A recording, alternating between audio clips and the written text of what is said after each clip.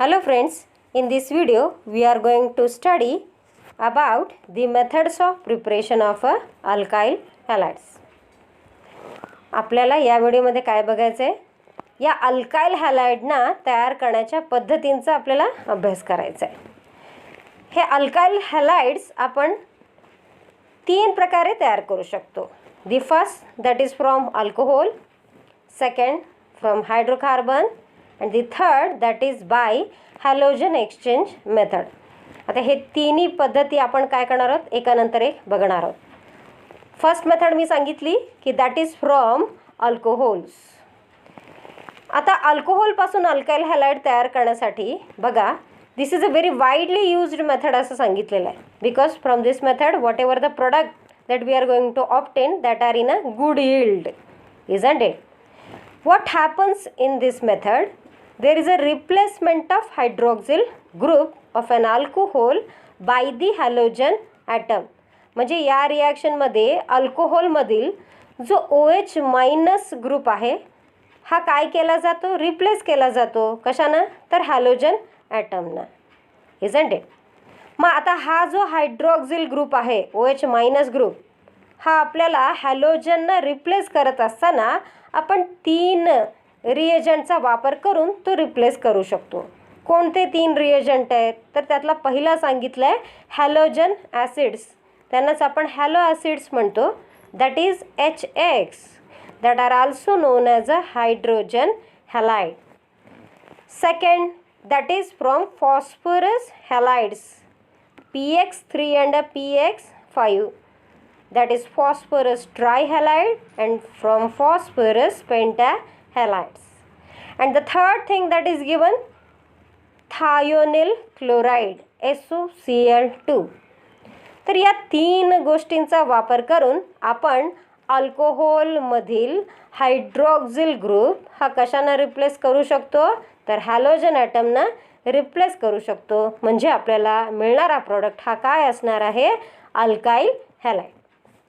आता one by one आपण बघूया की अल्कोहोलसोबत या तीन गोष्टी आपण कशा ट्रीट करतोय आणि आपल्याला प्रोडक्ट कशा प्रकारे मिळतोय. तर पहिला बघा आपण म्हणालो होतो from halogen acids that is HX. Okay, तर हॅलोजन ॲसिडसोबत जेव्हा अल्कोहोल आपण ट्रीट करतो तेव्हा पहिल्यांदा आपल्याला अल्कोहोलची रिॲक्टिव्हिटी बघावी लागेल. जेव्हा अल्कोहोल या हॅलो ॲसिडसोबत रिॲक्ट होतो तेव्हा टर्शरी, सेकंडरी आणि प्रायमरी अल्कोहोल हे कशा प्रकारे रिॲक्ट होतात ते आपल्याला बघावं लागणार. हॅलो ॲसिडसोबत टर्शरी अल्कोहोल हा हायली रिॲक्टिव्ह आहे, म्हणजे इमिजिएटली रिॲक्ट होतो आणि इमिजिएटली आपल्याला प्रॉडक्ट मिळतो. त्याच्यानंतर मग सेकंडरी अल्कोहोल आणि सर्वात लिस्ट रिॲक्टिव्ह कोण आहे तर प्रायमरी अल्कोहोल.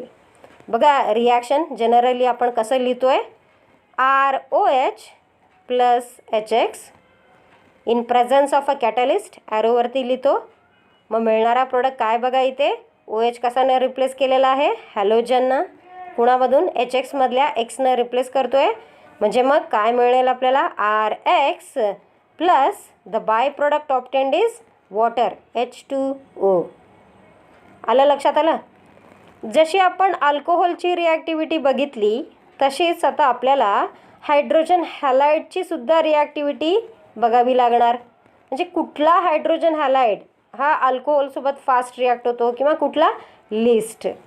तर असं आहे की याच्यात हायड्रोजन आयोडाईड हा इमिजिएटली रिॲक्ट होतो कोणासोबत अल्कोहोलसोबत. त्याच्यानंतर कोण तर HBr आणि सर्वात लिस्ट रिॲक्शन कोणाची आहे तर हायड्रोजन क्लोराईडची. आता हे हॅलो ॲसिड्स वापरत असताना आपण बघणार आहोत, सुरुवातीला घेणार आहोत hydrochloric acid that is HCl. बघा म्हणजे जेव्हा आपण HCl वापरू तेव्हा नक्कीच आपल्याला प्रोडक्ट कुठला मिळणार आहे तर alkyl chloride that is preparation of alkyl chloride.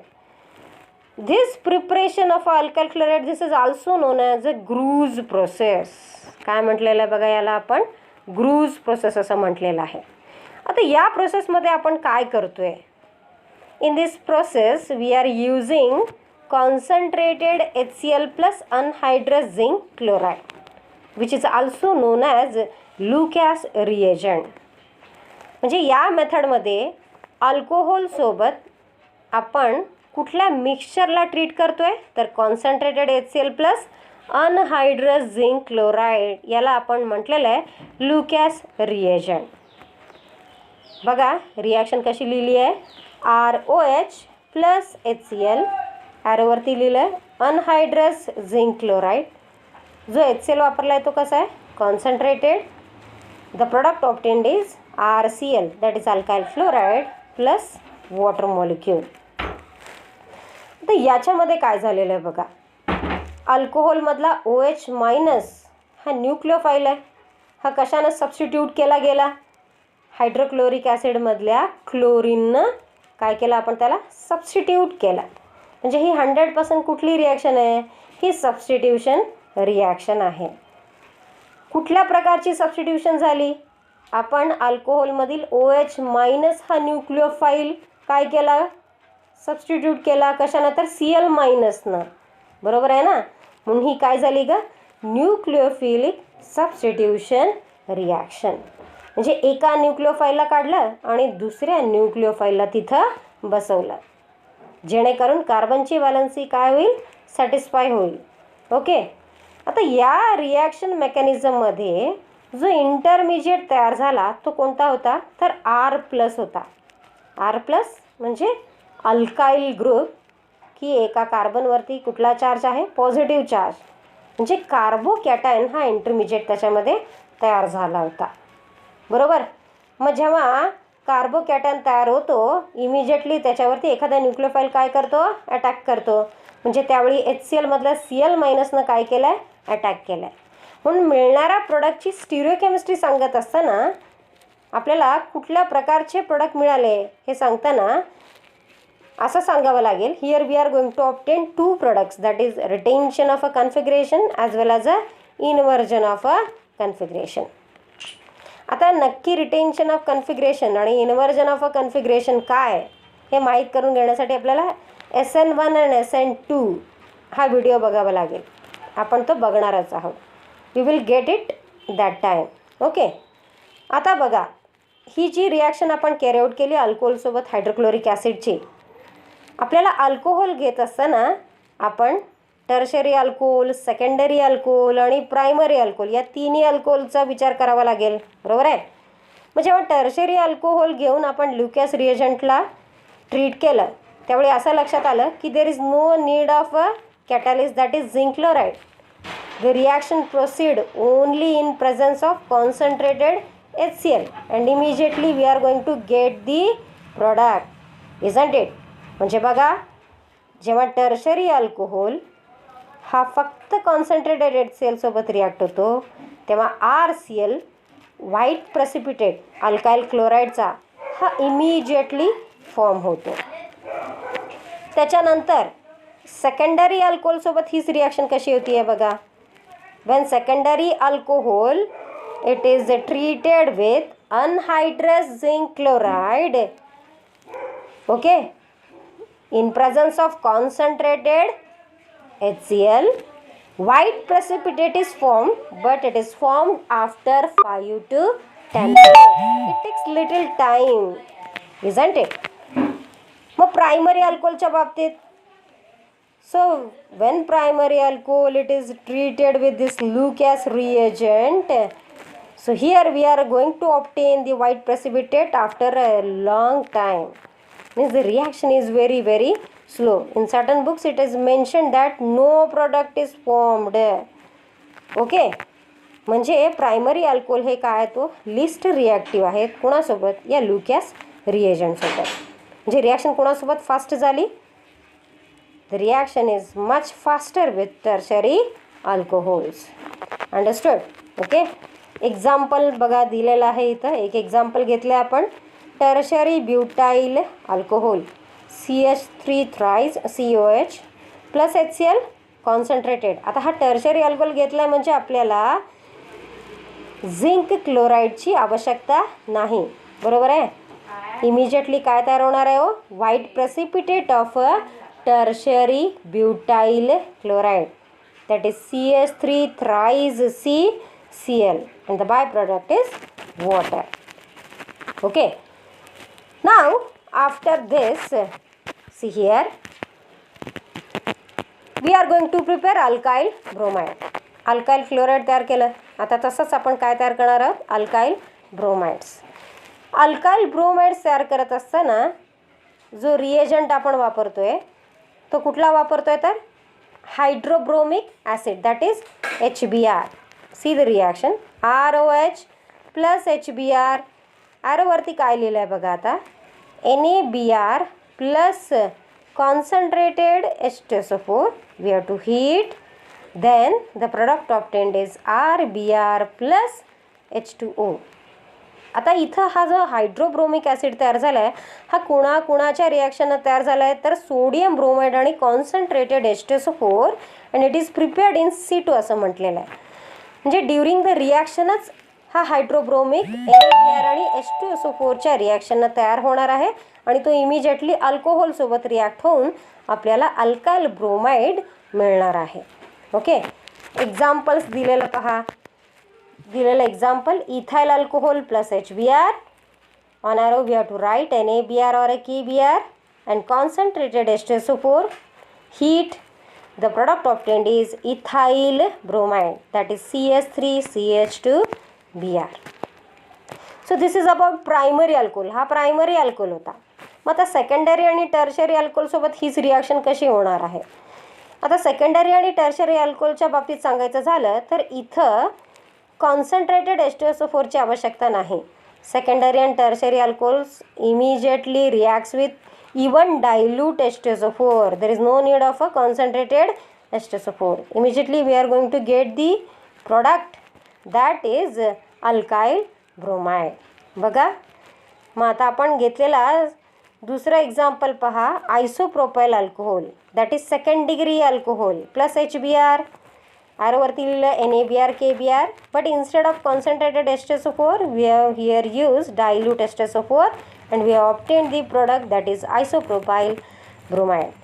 Similar case with tertiary butyl alcohol. This is third degree alcohol, so there is also no need of a concentrated H2SO4. We can use here dilute H2SO4 and we are going to obtain the product that is tertiary butyl bromide.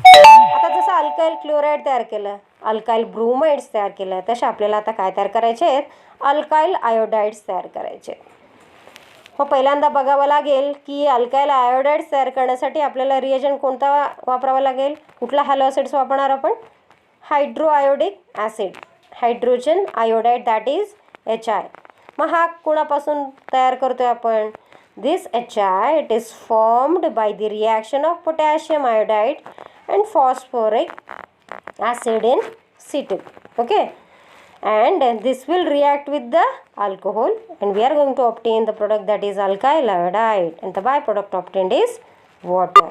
Okay, so these alkyl iodides are also obtained in similar way as we have obtained alkyl bromides and alkyl chlorides. Okay, you can write the reaction, similar reaction as we have discussed above. Only the different thing that we have to write on an arrow is here for obtaining alkyl iodide we will write halo acid HI and an arrow we have to write Ki plus H3PO4. Understood? Okay. So this is the first method that we have completed, that is to obtain alkyl halide from alcohols by using halo acids. Now next reagent that we have chosen to obtain alkyl halide from alcohol, that is phosphorus हॅलाइड्स. आता phosphorus हॅलाइड्सपासून आपल्याला काय मिळवायचे, alkyl हॅलाइड्स.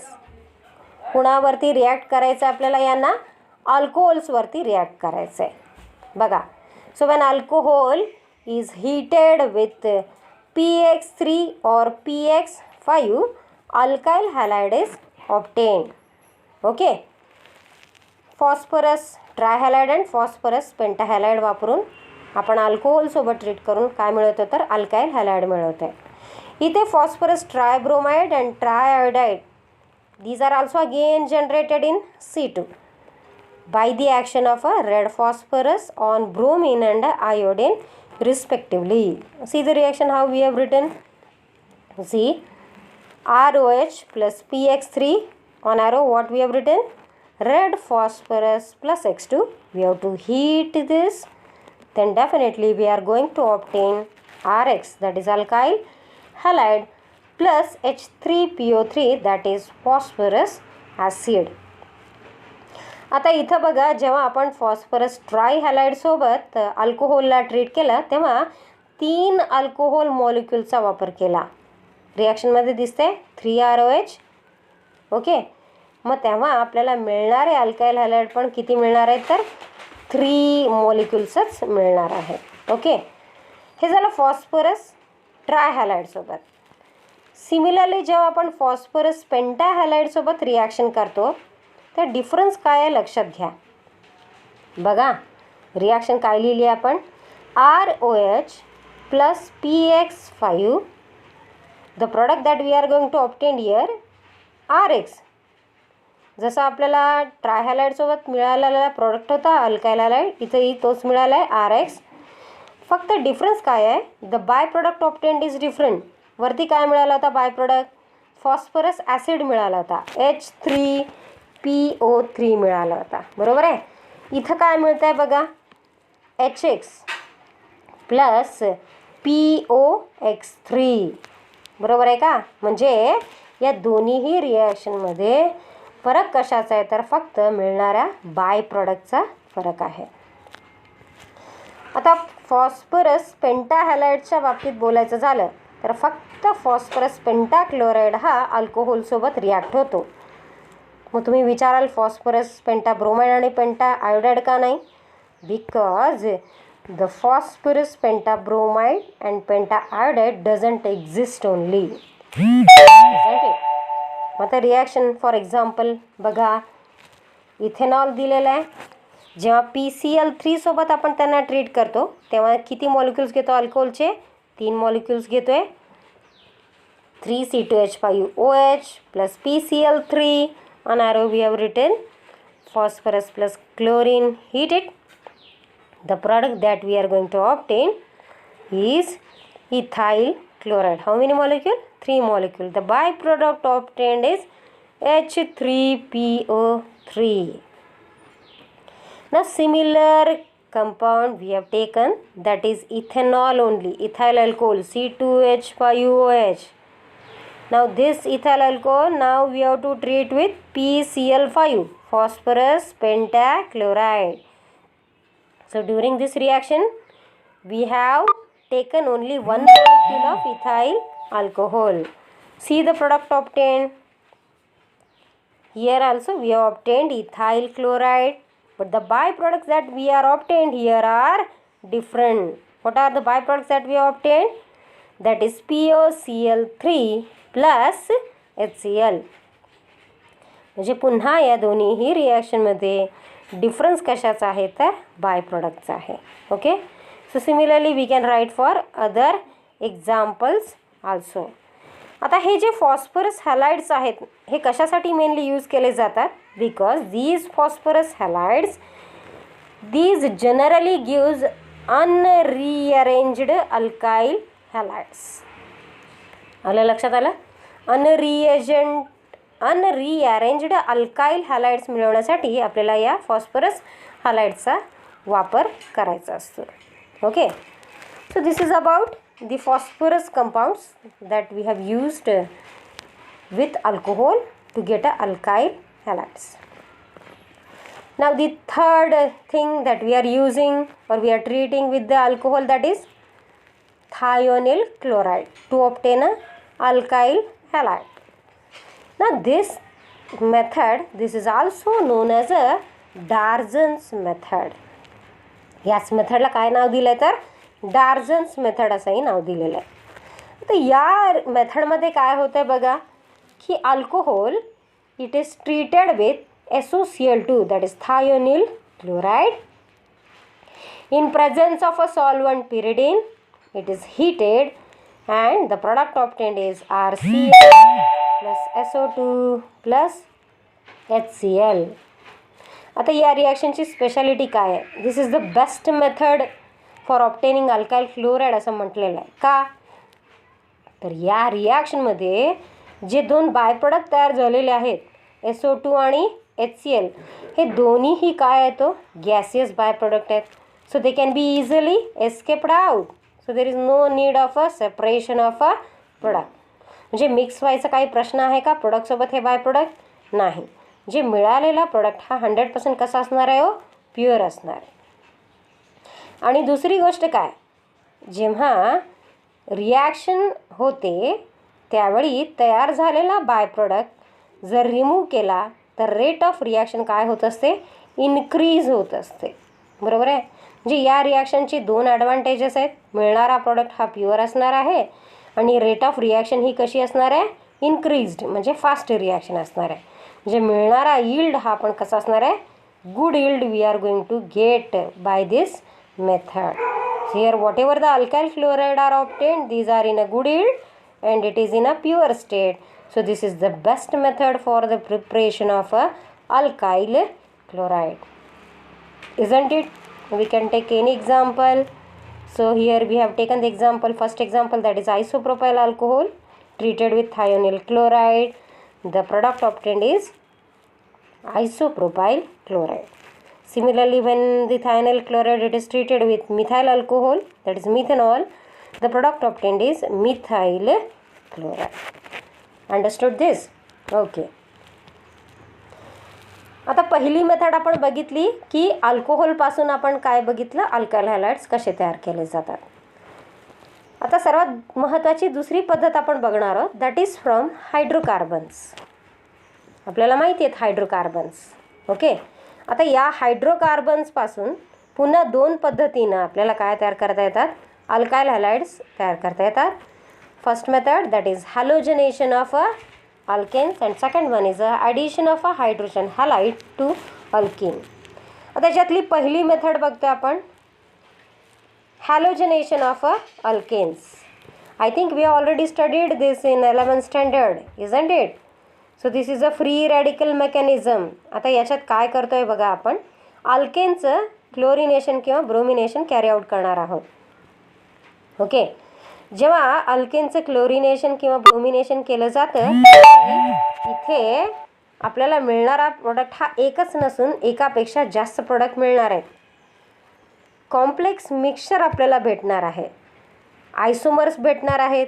कुणाचे? तर mono alkyl हॅलाइड्स असतील, डाय alkyl हॅलाइड्स असतील, try असेल, म्हणजेच पॉलीहॅलो अल्केनसुद्धा आपल्याला या रिॲक्शनमधून भेटणार आहे. बरोबर आहे का? म्हणजे मिळणारा प्रोडक्ट हा सिंगल नसून हा कसा असणार आहे? मिक्सचर असणार आहे. म्हणजे इथे आपल्याला अल्काइल हॅलाइड सेपरेट करणं काय होणार आहे? डिफिकल्ट होणार आहे. बरोबर आहे का? It is very difficult to separate the pure compound, isn't it? And the second thing is that whatever the yield we are going to obtain in this reaction, that is very very low. So therefore it has told that this is not a suitable method for the preparation of alkyl chlorides or bromides. See that reaction we already discussed in first video also. From methane, when it is treated with the chlorine, HCl is removed. First we will get a methyl chloride, then again chlorine is treated with it, hydrogen is removed, again we will get here dichloromethane, then trichloromethane, and last we will get a carbon tetrachloride. Means this reaction here doesn't stop at a single stage. This reaction is continued, isn't it? So here this method is not a useful method for obtaining alkyl chlorides and bromides. Then what about iodination? Here iodination, it is a reversible reaction, isn't it? जेव्हा iodination केलं जातं त्यावेळी काय होतं? Reaction काय होते? Reverse होते. Okay. म्हणून काय केलं जातं? आयोडिनेशन करत असताना this iodination it is carried out in presence of a strong oxidizing agents only. जेव्हा आयोडिनेशन करायचं असतं त्यावेळी आपल्याला काय करावं लागतं? स्ट्रॉंग ऑक्सिडायझिंग एजंटचा वापर करून आपल्याला अल्काइल आयोडाइड्स तयार करावे लागतात. मग राहिलं कोण? फ्लोरीन. मग फ्लोरिनेशन पॉसिबल आहे का? तर नाही. दिस फ्लोरिनेशन इज एक्सप्लोजिव्ह असं सांगितलं आहे. Okay, so this is about halogenation of a alkane, which is not a quite good method to obtain alkyl halides. Now the second method, that is addition of a hydrogen halide to alkene. This also we have studied in 11th standard, isn't it? So this is a electrophilic addition reaction, because see, alkene means the compound containing double bond. On that we are going to add hydrogen halide, that is HX, isn't it? So this is a addition reaction. HX adds on a double bond across the double bond, isn't it? How it adds? See the reaction. RCH double bond CH2 plus HX. The product obtained is RCHX CH2H. इथं काय झालंय बघा, HX मधला H एका कार्बनला add झाला आहे आणि दुसऱ्या कार्बनवरती X ॲड झाला आहे, आणि डबल बॉन्डचं कन्व्हर्जन कशात झालं आहे? सिंगल बॉन्डमध्ये झालं आहे. ठीक आहे. ही जी ॲडिशन इथे झालेली आहे ती कुठल्या रूलनं झालेली आहे? Here the addition takes place according to Markovnikov's rule. We have studied this Markovnikov's rule in 11th standard, isn't it? But suppose if unsymmetrical alkene is present, means when halo acids are treated with unsymmetrical alkene with HBr and in presence of a peroxide, then addition takes place according to anti-Markovnikov's rule. We know this is also known as a peroxide effect, isn't it? म्हणजे इथं काय होणार आहे की जी addition होणार आहे ती कशी होणार आहे? According to anti Markovnikov's rule. केव्हा? जेव्हा कसं असणार आहे? अनसिमेट्रिकल असणार आहे तेव्हा, जे अपोजिट टू मार्कोनिकॉफ्स रूल. लक्षात येत आहे? ओके. मेकॅनिझम विचारली तर काय म्हणाल आपण इथे आता? That is by free radical mechanism. वरती आपण म्हणालो इलेक्ट्रोफिलिक ॲडिशन रिॲक्शन कुणाच्या बाबतीत? मार्कोनिकॉफ रूलच्या बाबतीत. पण जेव्हा परॉक्साईड इफेक्ट होतो म्हणजे ॲडिशन अँटी मार्कोनिकॉफ्स रूलप्रमाणे होते, त्यावेळी मेकॅनिझम कुठली फॉलो केली जाते? तर that is free radical mechanism. See the example that we have written here. CH3 CH double bond CH2. The compound is propene. When it is treated with HBr in presence of C6H5COO twice O2, हा काय आहे? This is a benzoyl peroxide. म्हणजे आता इथं जी addition होणार आहे 100% कशी होणार आहे? According to anti Markovnikov's rule, because peroxide is present here, isn't it? So what happens? From HBr, the negative part of the reagent, it goes to that carbon atom which contains greater number of a hydrogen atom. म्हणजे आता बघा इथं Br कुठे गेलेला आहे? Double बॉन्डच्या आजूबाजूच्या ज्या कार्बनवरती जास्त हायड्रोजन आहे त्या ठिकाणी Br गेला आहे. जे CH2 जिथे होता तिथेच कोण अटॅच झाला? Br. आणि जिथे हायड्रोजनची संख्या कमी होती ज्या कार्बनवरती तिथे एक हायड्रोजन ॲड झाला. म्हणून मिळालेला कंपाऊंड कुठला आपल्याला? That is N propyl bromide, किंवा IUPAC नाव काय देऊ शकतो आपण याला? 1 ब्रोमोप्रोपेन. अंडरस्टूड दिस रिॲक्शन? आता हायड्रोकार्बनपासून अल्काइल हॅलाइड तयार करत असताना आणखीन एक रिॲक्शन आपल्याला इथे, आणखीन एक मेथड आपण इथे डिस्कस करतो आहे. That is a सँडमेअर reaction. इथे मात्र जो मिळणारा हॅलाइड आहे तो कोणता आहे? तर that is a aryl halide, aromatic halide. आता या मेथडमध्ये काय होतं आहे बघा. हिअर वी आर युझिंग ॲनिलीन, म्हणजे बेन्झिन रिंगला कुठला ग्रुप अटॅचड आहे इथे? तर that is NH2 group attached आहे. दिसतंय आपल्याला? याला कुणासोबत ट्रीट केलेलं आहे? Sodium nitrite plus HX hello acids या मिक्सचरसोबत आपण कुणाला ट्रीट करतो आहे? तर ॲनिलीनला ट्रीट करतो आहे. टेम्परेचर कंडिशन दिलेली आहे 273 टू 278 केल्विन. इथं सुरुवातीला काय होतं आहे बघा, डायझोनियम सॉल्ट तयार होतो. NH2 ग्रुप हा कशात कन्वर्ट होतो, तर N2+X- म्हणजे डायझोनियम क्लोराईड बेन्झिनचा तयार होतो. Okay, so this is a benzene diazonium halide.